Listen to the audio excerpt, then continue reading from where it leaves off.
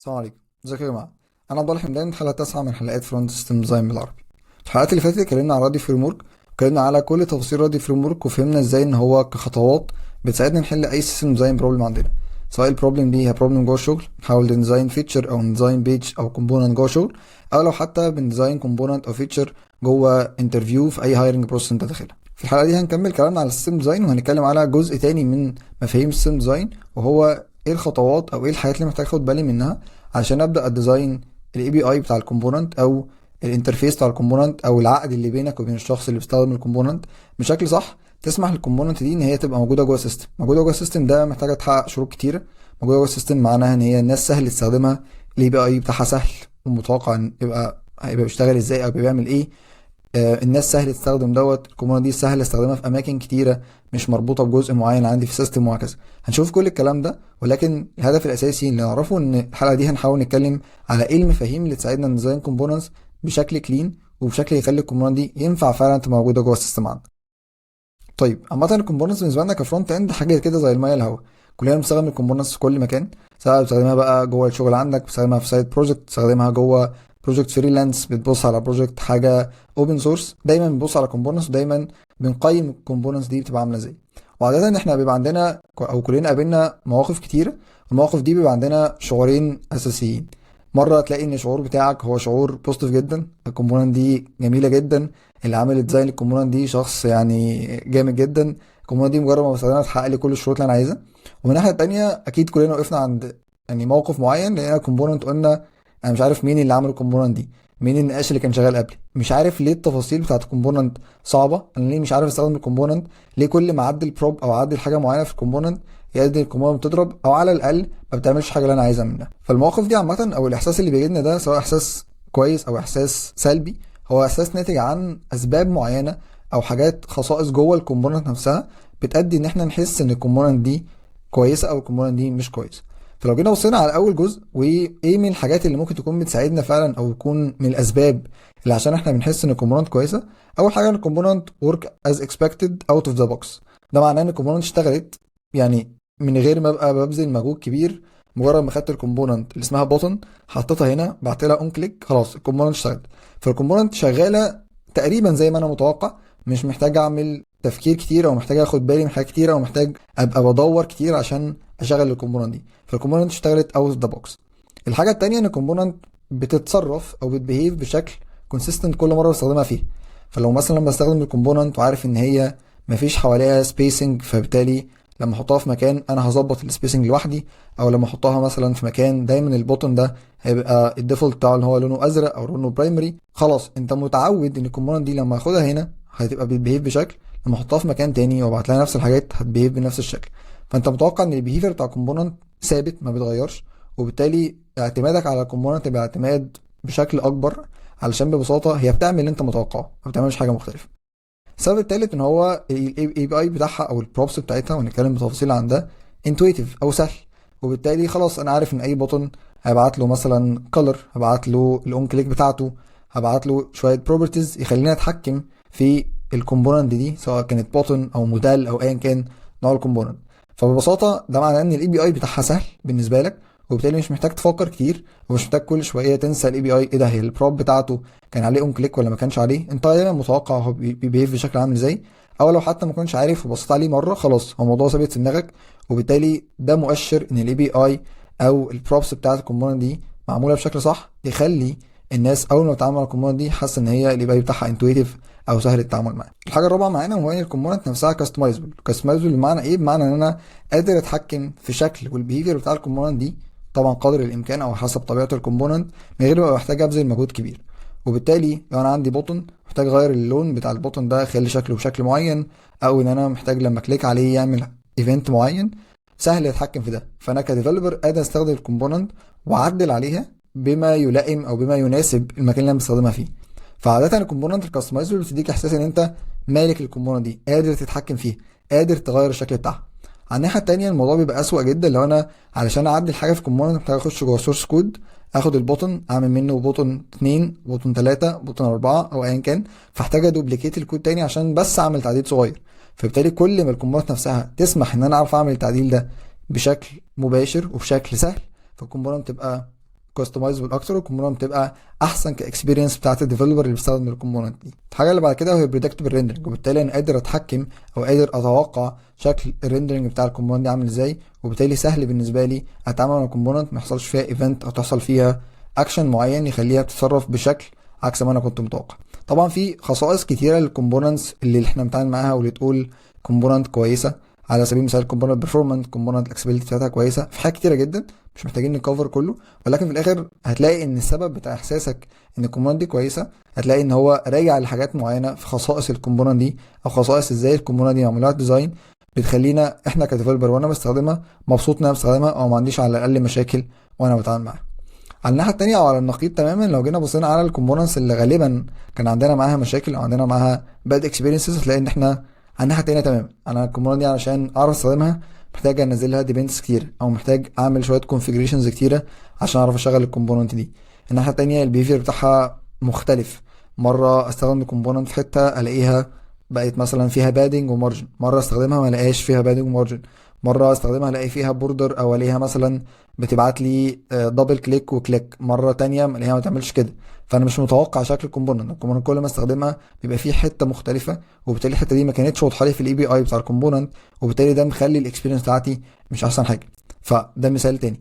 مثال تالت حاجه زي confusing اي بي اي، الاي بي اي بتاعها نفسه او اسامي البروبس او ايه البروبس اللي هي بتقدمها لنا عشان اعرف استخدم الكومبوننت confusing. انا اساميها بقى يعني مش متوقع او مش عارف معنى الاسم ده ايه، محتاج اخش جوه البيهيفير بتاع الكومبوننت او جوه الديتيلز بتاع الكومبوننت عشان افهم هي شغاله ازاي، سواء ان هي في حاجات معينه ما اقدرش اتحكم فيها، ما اقدرش مثلا اخلي البوتن ديسيبلد، ما خلاص ما فيش اي بي اي يخليني اعمل ده، وبالتالي برضه هتلاقي ان الاي بي اي بتاعها confusing، وبالتالي الناس مش عارفه تفهم هو الكومبوننت دي بتعمل ايه، او انا اقدر اتعامل معاها ازاي، او اقدر اعدل فيها ايه، بسبب الاي بي اي بتاعها مش سهل او بيبقى ببساطه انتويتيف زي ما احنا قلنا في الجود اكسبيرينسز.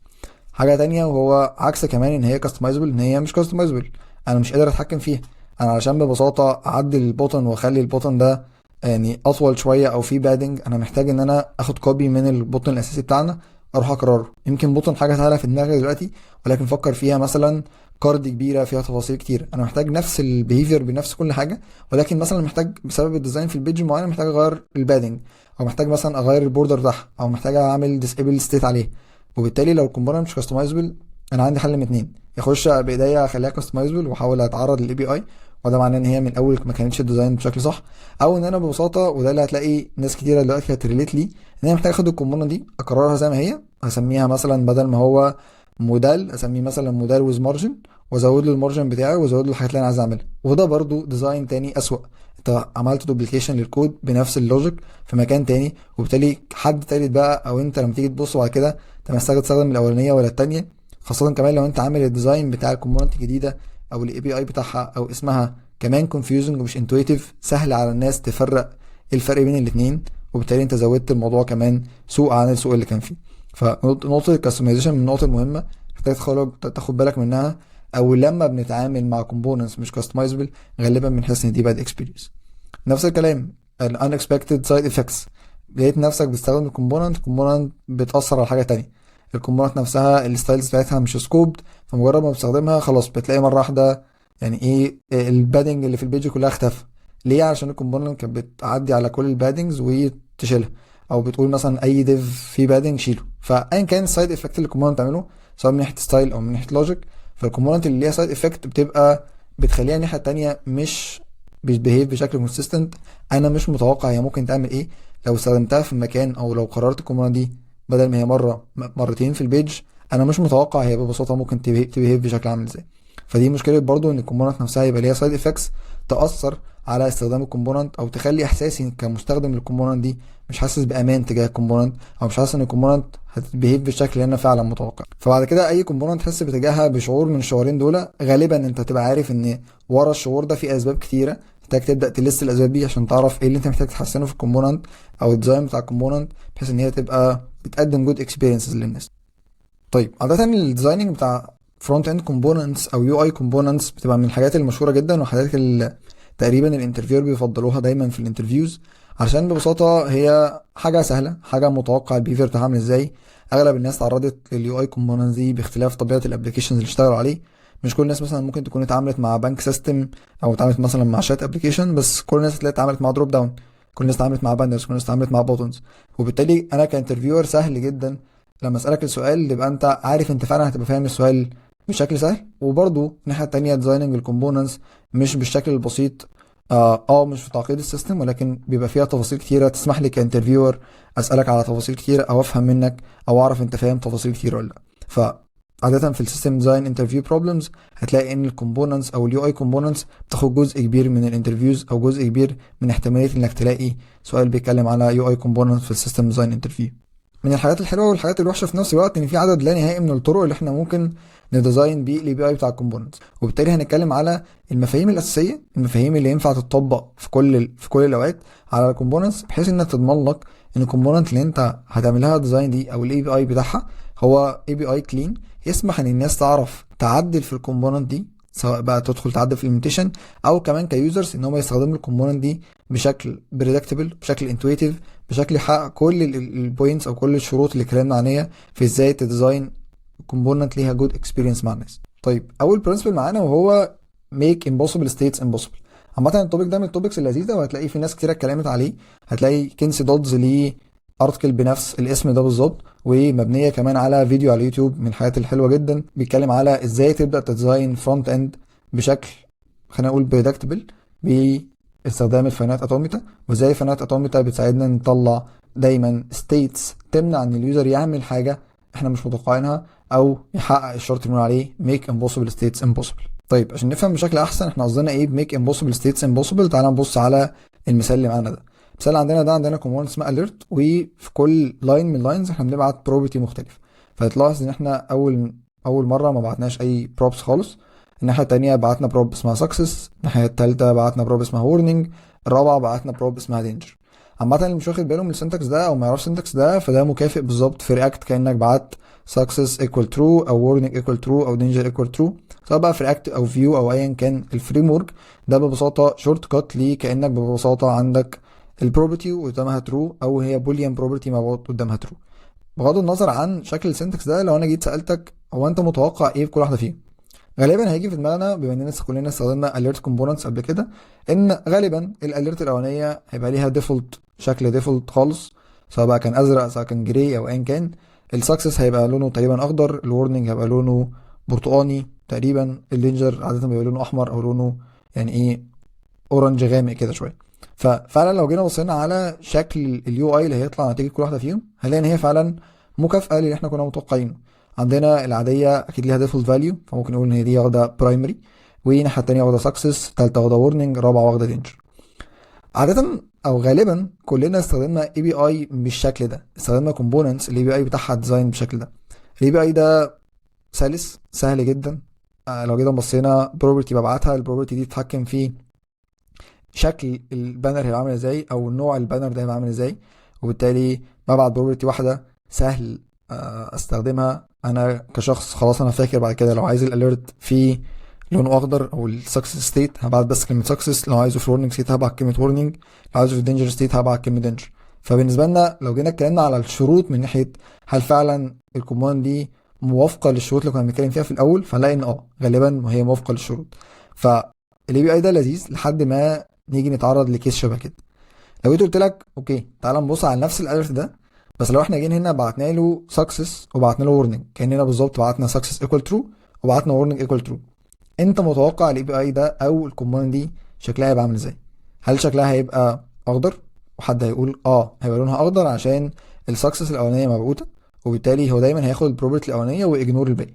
حد تاني يقول لا هو هياخد دايما الاخيره لان وورنينج هي اخر حاجه اتبعتت، وبالتالي هيعتبر ان البانر ده الستايل بتاعه هو ستايل وورنينج وبالتالي هيطلع الشكل ده. حد يقول لا ده حاجه مقصوده، احنا لما بعت سكسس وبعت وورنينج الراجل هيعمل بلند للكالرز دي او هيعمل مزيج من الكالرز دي ويطلع الشكل اللي قدامنا ده. فاحنا وصلنا هنا لستيت كلنا احنا 3 اشخاص كل واحد فينا عنده راي، كل واحد فينا مختار حاجه معينه، وده يؤدي ان او يقول ان الاي بي اي بتاع الكوماند دي ما كانش ديزاين بشكل صح علشان هو وصل ستيت امبوسيبل بالنسبه للراجل او بالنسبه للديزاينر بتاع الكومبوننت. افترض ان انا الديزاينر بتاع الكومبوننت، انا عمري ما كان قصدي ان الناس تستخدم سكسس مع warning، دي من الحاجات اللي هي يعني انا مش متوقعها، من الحاجات الامبوسيبل ستيتس اللي انا مش عايز الناس تبقى بتستخدم الكومبوننت بتاعتي عشانها، الا طبعا لو حد عامل ده لسبب معين. بس في اغلب الاحيان لا، بالنسبه لي امبوسيبل ستيت مش فاليد اصلا. انا مش متوقع ان الراجل هيبعت لي سكسس وورنينج مع بعض، او يبعت سكسس ودينجر مع بعض، او يبعت كومباينيشن من حاجات بتعبر عن نفس الحاجه مع بعض. فده يؤدي ان عندنا بشكل او باخر invalid او ديزاين او بروبس او اي بي اي ديزاين بشكل مش صح. طيب لو جينا بصينا على البروبلم دي هنلاقي ان البروبلم دي بروبلم متكرره في كومبوننتس كتير احنا بنعملها ديزاين، وبالتالي ممكن تؤدي ان انت عندك states impossible، states انت شايفها ان هي invalid ومش عايز الراجل يبعتها، ولكن انت بتضطر بسبب ان انت عامل enable، يعني مش خلينا نقول boolean props او boolean enable نفس الحاجه بتؤدي للشكل اللي معاك ده. ودي عامه الفكره الاساسيه من making impossible states impossible. احنا هدفنا الاساسي ان احنا نخلي الستيتس اللي المفروض ما تحصلش او invalid states او impossible states الاي بي اي نفسه بالديزاين بتاعه يمنع ان هي تحصل. انا عايز امنع اصلا ان الراجل ينفع يبعت سكسس وورنينج مع بعض، وبالتالي اتاكد ان الكوماند بتاعتي محدش يستخدمها بشكل انا مش عايزه او انا مش متوقعه، وده يخلي الكوماند اسهل بالنسبه لنا ان احنا نبدا نستخدمه. طيب لو جينا بصينا على طب احنا ازاي ممكن نحل بروبلم صغيره شبه دي، تعالى ممكن نقول خلاص تعالى ناخد نفس الكود اللي كان معانا ده، وتعالى بدل ما احنا بنبعت سكسس وورنينج ودينجر كل واحده فيهم بروب لوحدها، يعني في الاخر البروب دي بتعبر عن ايه؟ بتعبر عن ستايل، بتعبر عن فاريانت، بتعبر عن ايا كان اللي هنسميه، هو نوع الاليرت ده عامل ازاي، او البيهيفير او الشكل بتاع الاليرت ده عامل ازاي. فممكن ببساطه نقول خلاص انا هنقل كل البروبرتي دي تبقى هي وان بروب اسمها تايب او فاريانت او ستايل ايا كان المسمى اللي هتسميه، وفي الاخر بياخد الفاليو دي بس. فانت كده منعت ان الكومبوننت نفسها توصل لانفاليد ستيت. عمر الراجل ما هيعرف يبعت الا بقى لو هو بعت يعني ايه كلمه سكسس وورنينج لازقه في بعض، دي حاجه تانية خالص وهنتكلم برضو عن حل ليها.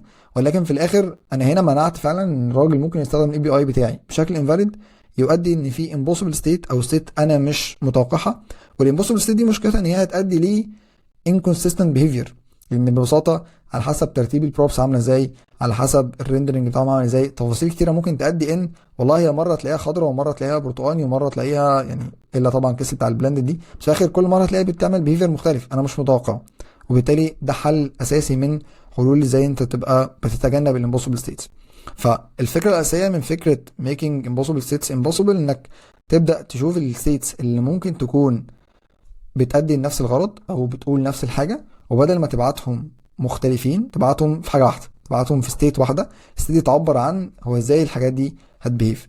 فعامه المثال بتاعت فكره ان انت تحول يعني البوليان فاليو الانوم او كاوبجكت او ايا كان شكل البروبرتي الجديده اللي انت هتعملها، ده مثال واحد. ولكن فكر في بساطه في اي مجموعه بروبس هتبعتها، هل البروبس دي ممكن مع بعض تؤدي الامبوسيبل ستيت؟ طب انا ازاي امنع الامبوسيبل ستيت دي بشكل يخلي الكومبوننت بتاعتي متوقع، او اليوزر ما يستخدمهاش بطريقه تخلي الكومبوننت تبيهيف بشكل مش متوقع. طيب تعالوا نتكلم على تاني برنسبل معانا وهو ليس از مور. تعالوا نبص مع بعض على الشكل بتاع الكومبوننت دي. غالبا كلنا شفنا كومبوننت شبه كده، كومبوننت فيها عدد لا نهائي من البروبس، عدد بروبس كبير جدا. الكومبوننت دي بتعمل تقريبا حاجات كتيره، جواها هاندل في حاجات كتيره، وميزتها ان الاساسي ان الكومبوننت دي غالبا يعني هيبقى حلو جدا لو هي انا عايز اليوز كيس اللي بتعمل ده بالظبط، يعني يوزر بروفايل كارد اعرف اعدله، اقدر ارفع جواه صوره، اقدر اعمل فيه حاجات كتيره. ففي الاخر هي بتعمل حاجات كتيره، ولكن يبقى حلو جدا لو انا وصلت للستيت ان انا محتاج الكيس دي بالذات او الكيس دي بالظبط، يخليني فعلا الكومبوننت دي مفيده بالنسبه لي. ولكن مشكله الكومبوننت دي ان هي انا كيوزر بستخدم الكومبوننت دي علشان اعرف احط تجميعة الكومباينيشن من البروبس دي عشان اعرف اشغلها. انا غالبا كل مره لو اتعملتها مرتين ورا بعض غالبا كل مره هعملها بشكل مختلف، او مره هنسى بروب، مره هزود بروب، مره مش هبقى فاكر اسم البروب، وهكذا. فمشكله الكومبوننتس اللي ديزاين شبه كده ان هي صعب جدا عليا كيوزر ان انا افتكر كل التفاصيل بتاعتها، وهتلاقي نفسي مضطر كل شويه عمال ادخل على الكومبوننت اشوف البروبرتي اللي كانت بتخلي الافاتار مدور اسمها ايه، طب ايه البروبرتي اللي كانت بتخليه معمول شبه ريكتانجل، طب ايه البروبرتي اللي انا ابعتها عشان اعرف اديليت. فتلاقي نفسك كل شويه عمال تعمل كونتكست سويتش بين الكوماند اللي انت فيها وبتحاول تستخدم الكوماند دي جواها، او البيج اللي انت فيها وبتحاول تستخدم الكوماند دي جواها، وبين الكوماند نفسها بالديتيلز بتاعتها اللي تخليك تعرف تفهم هي الكوماند بتعمل ايه. طيب عامة الناس بتعتبر الشكل ده او النوع ده من الكومبوننتس اللي ديزاين بالشكل ده از ا كود سميل. كود سميل ده معناه ان الكود ده مش كود كويس، الكود ده كود سيء، وده لاسباب كتير هنتكلم عنها دلوقتي او يمكن ذكرنا جزء منها. عامة السبب الاولاني او السبب الاساسي في فكرة ليه الكومبوننت دي وصلت للحالة اللي هي فيها دي، او ليه هي يعتبر كود سميل، هنلاقي ان الكومبوننت دي غالبا بتحاول تعمل حاجات كتير. الكومبوننت دي كومبوننت فيها شويه تفاصيل لها علاقه باليوزر والايميل والافاتار والستاتس بتاعته وشكل اليو اي بتاعه عامل ازاي، طب هو بيفولو الدارك ثيم ولا مش بيفولو الدارك ثيم، كل الاكشنز بتاعت ان انا اقدر اديت الكومبوننت واعدل واديليت الصوره واعمل شويه حاجات كتيره واعدل الافاتار واكليك على الافاتار، تفاصيل كتير قوي جوه الكومبوننت. تحس ان الكومبوننت تحاول تعمل حاجات كتيره جدا، والكومبوننت دي الحاجات الكتيره اللي هي يعتبر نقول ايه بتبروفايد او بتقدمها لي كيوزر للكومبوننت، ادت في الاخر ان انا بقى عليا عبء كبير، محتاج افتكر كل البروبس بتاع الكومبوننت دي. لو انا عايز اوصل للستيت بتاعه اخلي مثلا الكومبوننت او الافاتار ده راوندد، محتاج اقعد ادور بقى هي ايه البروبرتي اللي بتخلي الافاتار ده راوندد. طب انا لو عايز امنع ان الراجل يعرف يedit الافاتار ده، ايه البروبرتي اللي انا محتاج ابعتها؟ فتلاقي نفسك محتاج تفكر كتير في الكومبوننت ده بسبب ان هي بتعمل حاجات كتير قوي. فالحل الافضل هنا انك تبدا تفكر في السنجل ريسبونسابيلتي برنسبل. ببساطه انت محتاج تفكر في ان الكومبوننت المفروض تعمل حاجه واحده، حاجه فيري دايركت، حاجه فيري اكسبليسيت. انا متوقع الحته دي بتعمل عرض الافاتار ده، الاوفرلاي اللي بتحط فوقيها اللي بيخلي كليكنج عليها بيتريجر مثلا او بيفتح موديل، الموديل دي اعرف اعدل فيها وادخل تفاصيل الصوره جديده واعمل دراج ودروب وهكذا. ففي الاخر فكر في انك محتاج تخلي الكومبوننت تعمل حاجه بس، حاجه معينه بس، وبالتالي ده هيؤدي انك بطبيعه الحال هتضطر تقسم الكومبوننت دي لكومبوننتس اصغر، كل كومبوننت فيهم بتعمل حاجه معينه، حاجه مباشره، حاجه متوقعه، وبالتالي الاي بي اي بتاعها هيبقى ابسط واسهل ومتوقع بالنسبه للناس. طيب تعالوا نتكلم على تالت برنسبل معانا وهو بي كونسيستنت. بي كونسيستنت من مميزاته ان هو برنسبل سهل جدا، ولكن من صعوبته ان هو برضه برنسبل سهل جدا. صعوبته علشان ببساطه الناس بتنساه، الناس عامه ما بتركزش فيه، وما بيجيش هو يعني ما بتلاحظش المشكله بتاعته غير مع تراكم الكود بيز، وكل ما الكود بيز بيكبر بتبدا تلاحظ بقى الفروقات وبتبدا تلاحظ الانكونسستنسيز دي. طيب هو بي كونسيستنت دي مقصود بايه؟ مقصود بيه ان انت حافظ على نفس التسميه للبروبس اللي بتعمل نفس الحاجه. على سبيل المثال لو انت عندك فانكشناليتي موضوع ديسيبل، فانت ببساطه البوتنز، الانبوتس، الدروب داونز، كل الاكشنز تقريبا محتاجين فيها كلمه ديسيبلد او محتاجين فانكشناليتي ديسيبل.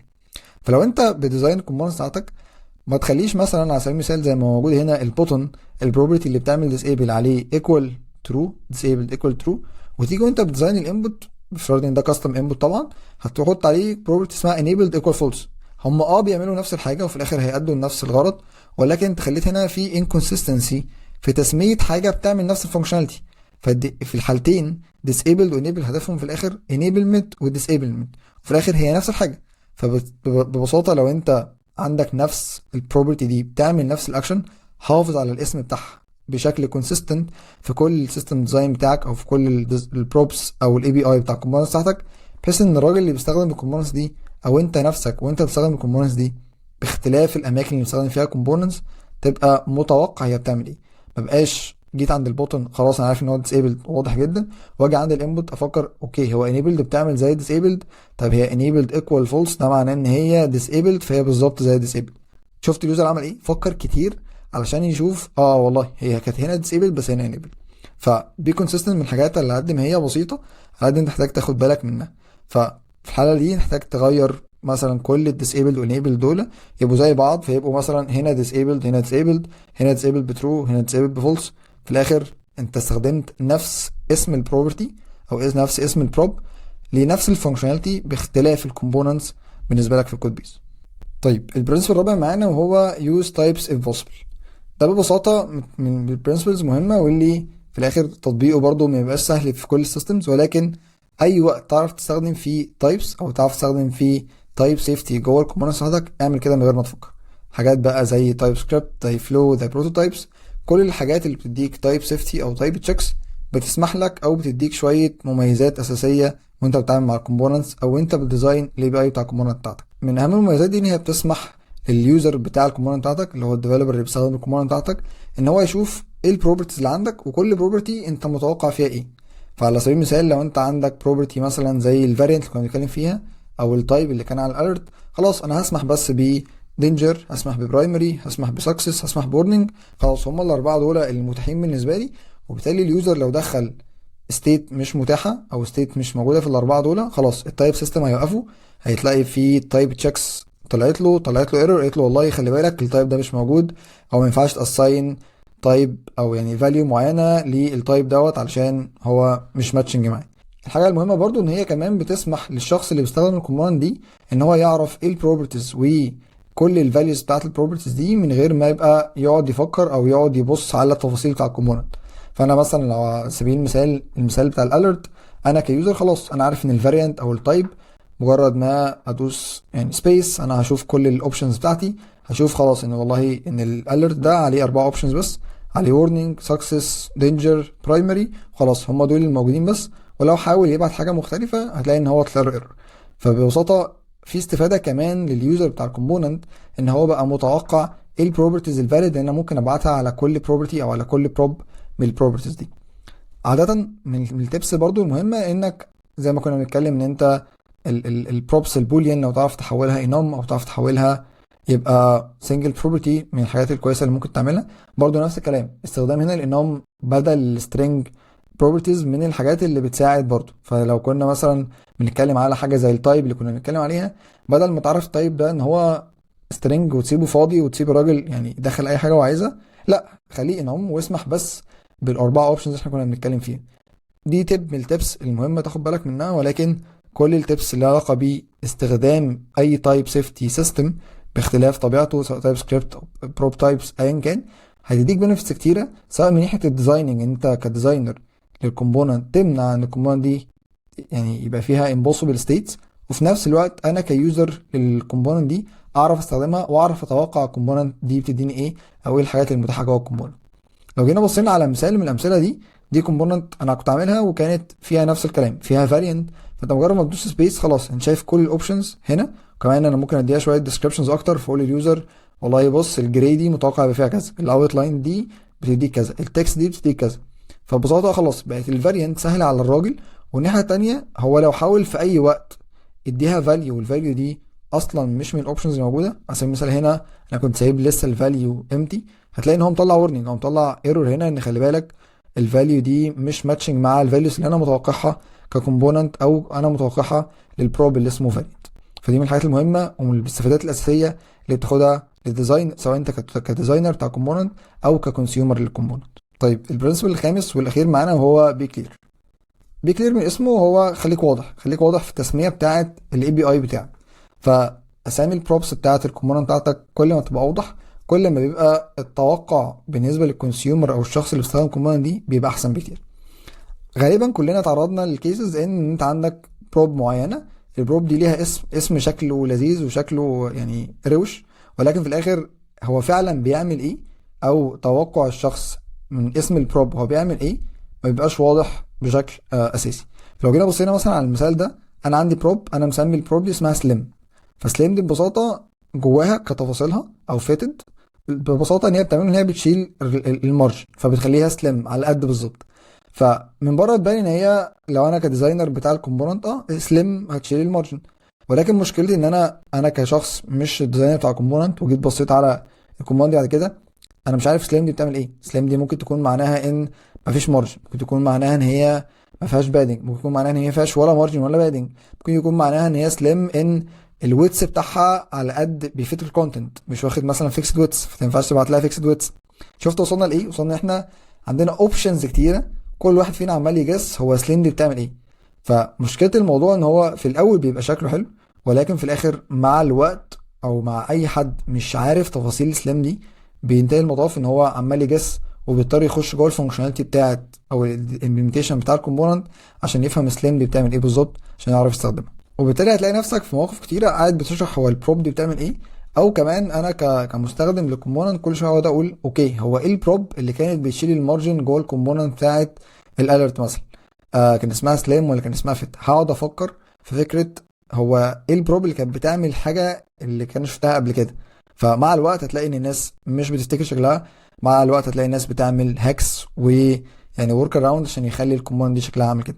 المشكله اللي بعد كده كمان ان استخدام كومبوننت او استخدام بروبرتي بالشكل ده او بالاسم ده بينتهي المطاف ان الناس غالبا بتكمل على نفس الباترن. فانت هتلاقي ان انت كمان شويه اتطلب منك انك تسمي او تعمل بروبرتي او تخلي فاريشن من الكومبوننت دي ما فيهاش مثلا بادنج، او مثلا البادنج بتاعها كبير جدا او المارجن بتاعها كبير جدا، هتلاقي بقى نفسك مسمي تايت وهيفي وفلافي وريلاكسد ولوس، تلاقي نفسك بتسمي اسامي غريبه عشان انت في الاخر بتحاول تمشي على نفس الباترن اللي انت كنت مسمي بيه.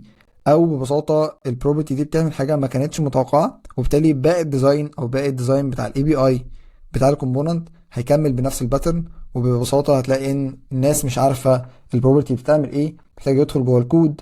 مع الوقت زي ما كنت بقول هتلاقي ناس بتعمل ورك اراوندز وبتعمل هاكس علشان تظبط شكل الكومبوننت، والاسوأ ان الناس تقرر ما تستخدمش كومبوننت ويقرر يدوبليكيت الكومبوننت دي في مكان تاني بالتفاصيل اللي هو عايز يعملها باختلاف مثلا مارجن وبادنج وهكذا.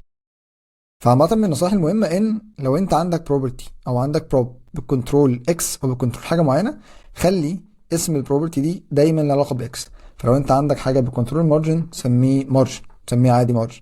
لو انت عندك حاجة بكنترول بادنج سميها بادنج، حاجة بكنترول البوردر او الويتس سميها ويتس. تجنب الاسامي اللي في الاول تبان فانسي وتبان شكلها لذيذ، ولكن مع الوقت فهم الهدف من البروبرتي دي يبقى صعب، وتلاقي ان هو زود باترنز مش متوقعه وخلى الناس بشكل صعب بتحاول تفهم الكوماند دي بتعمل ايه. او الاسوأ زي ما كنا بنتكلم الناس ما تفهمش ده بتعمل ايه، او تلاقي صعوبه في استخدام الكومبوننت فيسيب الكومبوننت ويروح يعمل كومبوننت جديده، او يحاول يعمل ورك اراوند عشان يشغل الكومبوننت بالشكل اللي هو عايزه. بس كده، ده كانوا 5 برنسبل بتاعت ازاي نديزاين اي بي اي بتاع الكومبوننت بشكل يخلينا احنا كديزاينر بتاع الكومبوننت يبقى بنديزاين كومبوننت بشكل صح، نخلي الكومبوننت تمنع ان هي يكون فيها ستيت انفاليد او ستيت امبوسيبل زي ما كنا بنتكلم على اول حاجه.